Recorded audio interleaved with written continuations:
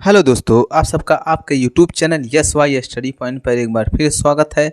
दोस्तों, जैसा कि हमने पिछले वीडियो में पढ़ा समास के बारे में और समास के प्रकार के बारे में, तो सबसे पहले हम पढ़ेंगे अब तत्पुरुष समास के बारे में। ठीक है, सबसे पहले हमने इसको इसलिए बताना चाहा क्योंकि इसके 6 भेद होते हैं। ठीक है, कारक के आधार पर इसके 6 प्रकार होते हैं। ये थोड़ा लंबा है, इसीलिए सबसे पहले हम तत्पुरुष समास पढ़ेंगे, उसके बाद जाकर हम अव्ययी भाव समास पढ़ेंगे। ठीक है, तो सबसे पहले हम तत्पुरुष समास के बारे में जानते हैं। तो देखिए, इसमें क्या हमें मिलता है कि जिस समास में पूर्व पद गौड़ तथा उत्तर पद प्रधान होता है, यह तत्पुरुष समास कहलाता है। ठीक है, इसको पहचानने का तरीका है कि जो इसका दूसरा पद है वह प्रधान होगा। ठीक है, दूसरा पद यानी उत्तर पद, ठीक है, यह प्रधान होगा।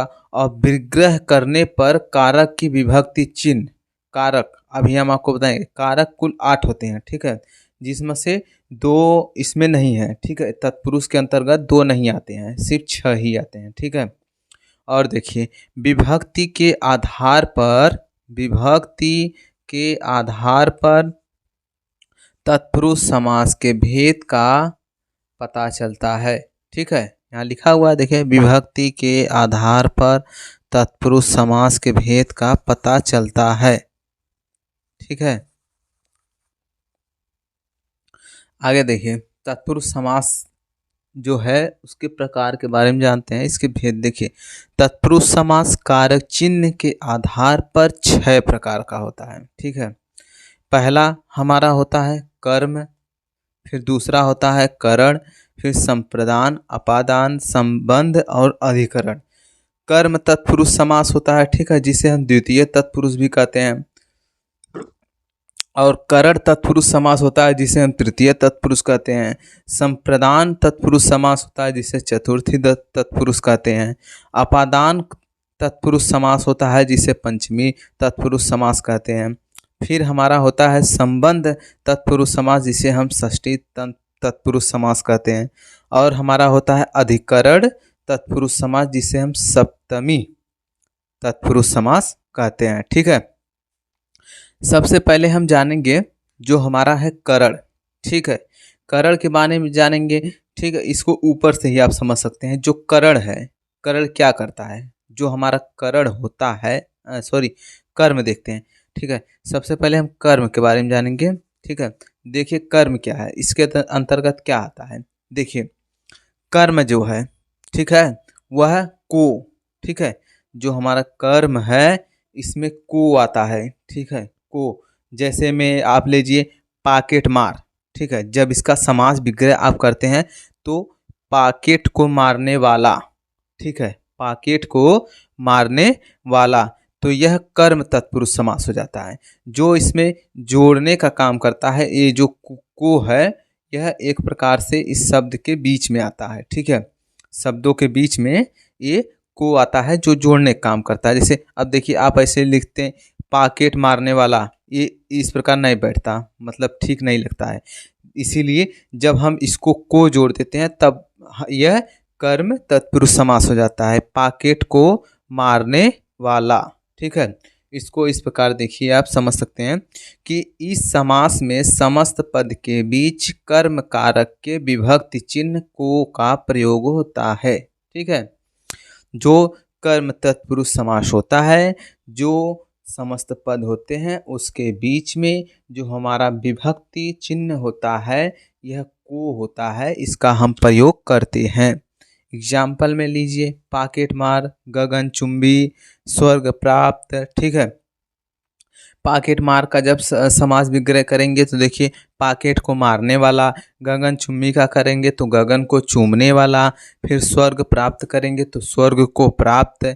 ठीक है, ये जो होता है हमारा, यह को, यह बीच में आता है। ठीक है, जो हमारा समास में जो हमारे समस्त पद होते हैं उसके बीच में इसका को का प्रयोग किया जाता है। ठीक है, और जो करण होता है, ठीक है, जो हमारा करण तत्पुरुष समास होता है, करण तत्पुरुष समास होता है, ठीक है, इसमें हम से का प्रयोग करते हैं। ठीक है, यह एक साधन के रूप में काम करता है। जैसे उदाहरण में आप ले लीजिए, जैसे मन चाहा, मन चाहा का जब समास विग्रह करते हैं तो मन से चाहने वाला, ठीक है। और एक जो हमारा ये अपादान है इसमें भी से का ही प्रयोग होता है, ठीक है। से चिन्ह का ही इसमें भी प्रयोग होता है, लेकिन यह अलगाव दर्शाता है। अपादान में यह अलगाव दर्शाता है। जैसे में आप समझ सकते हैं, अपादान का उदाहरण ले लीजिए, जैसे नेत्रहीन, ठीक है। नेत्र से हीन, ठीक है। नेत्र से हीन, यह देखिए अलगाव दिखा रहा है कि जैसे जिसके पास नेत्र न हो, ठीक है, नेत्र से हीन, ठीक है। और जो ये करण होता है यह एक साधन है, जैसे कि जोड़ने का काम करता है। जैसे में हमने आपको उदाहरण बताया, मन चाहा, मन से चाहने वाला, ठीक है। अब इसको आप इस प्रकार हम पढ़ सकते हैं। देखिए, करण तत्पुरुष समास, करण तत्पुरुष समास के बारे में जानते हैं तो देखिए, इस समास में समस्त पद के बीच करण कारक के चिन्ह से या के द्वारा प्रयोग होता है, ठीक है। जैसे हम देखिए, मन चाहा, मन से चाहने वाला, रोगातुर, रोग से आतुर, फिर दयार्द्र, दया से आर्द्र, फिर तुलसीकृत, तुलसी द्वारा कृत, ठीक है। उसके बाद गुरुदत्त, गुरु द्वारा दत्त, ठीक है। ये सब इसमें हो गए। अब संप्रदान तत्पुरुष देखते हैं। संप्रदान तत्पुरुष कारक,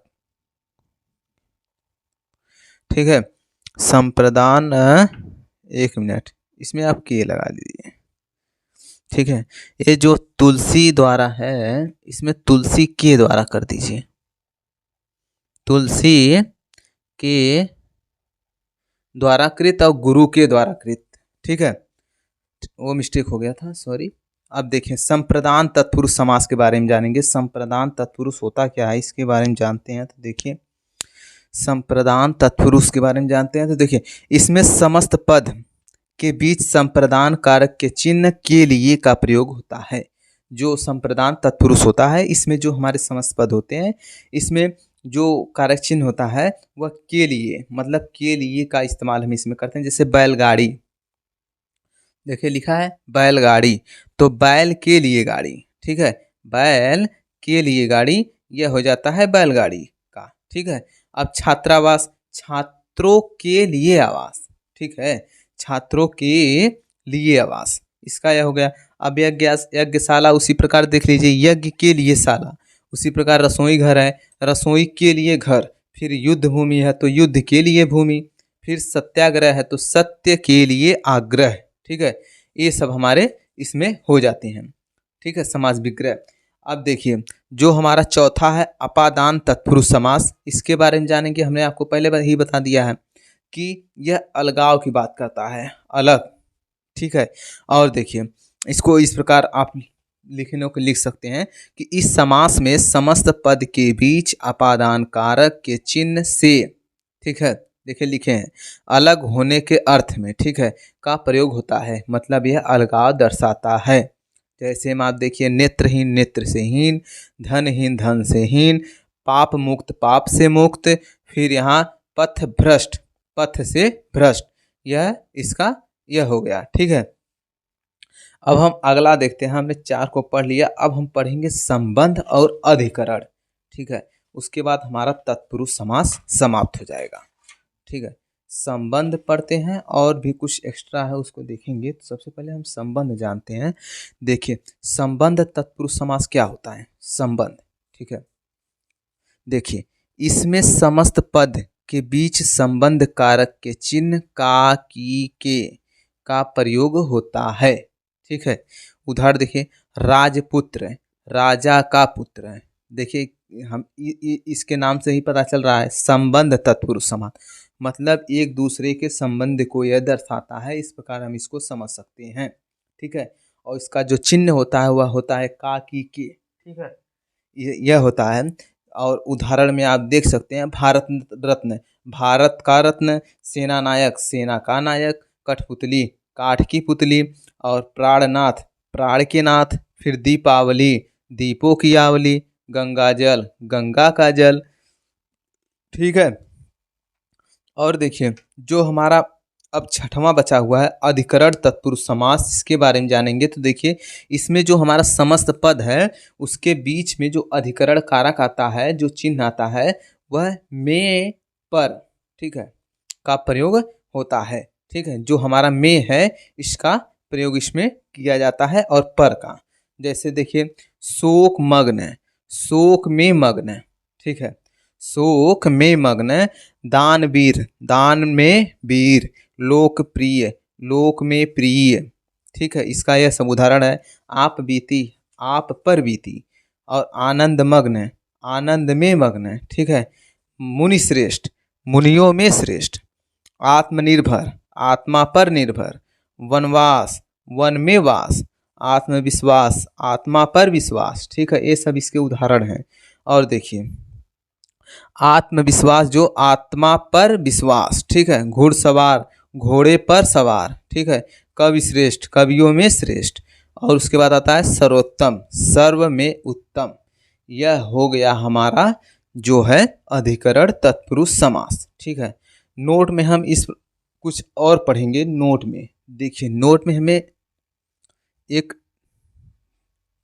यह मिलता है नन, ठीक है, समास। इसको देखिए नोट में जानेंगे कि जिस समास में न के अर्थ में अ अथवा अन का प्रयोग होता हो वह नन तत्पुरुष समास कहलाता है। ठीक है, जैसे देखिए असभ्य, इस प्रकार के जब शब्द आते हैं तो अ के स्थान पर न का इस्तेमाल हो जाता है। ठीक है, न सभ्य, न अंत, न भाव। ठीक है, अनपढ़ का न पढ़।